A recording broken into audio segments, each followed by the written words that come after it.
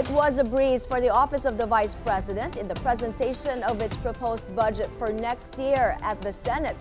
Our Dexter Ganibe has more on this story. Dexter, so it was smooth sailing for the OVP and the budget approved is close to ₱1 billion, correct?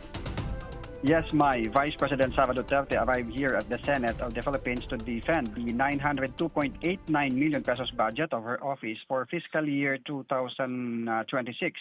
Unlike in the House hearing, some of the top officers of the OBP are with her at the Senate budget hearing today.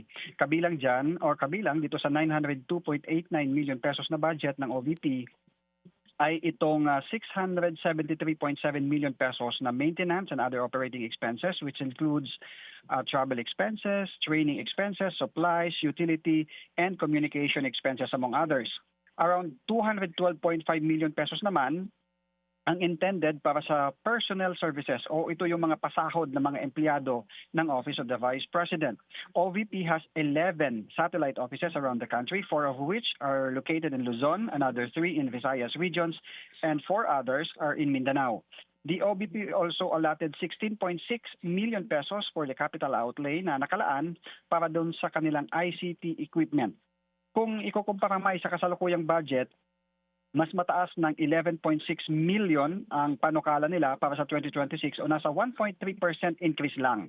More than 40 minutes ang budget deliberation at submitted na ito for plenary debate, meaning aprobado na sa committee level ang OVP budget for 2026. May? So mabilis lang itong deliberation at presentation ng OVP. So hindi na nila tinanong si VP Sara tungkol sa kanyang confidential funds kasi alam natin matagal na itong issue sa OVP.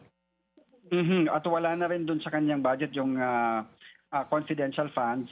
At actually, yung ibang senador nga na kanyang mga kaalyado ay naliliitan pa dun sa budget ng Office of the Vice President. And Senator Bongo ang nagsabi na pwedeng bawasan yung budget niya para ilagay doon sa OVP. Yun ang kanyang suggestion pa kanina. Mike. Alright, maraming salamat sa update, Dexter Ganibe.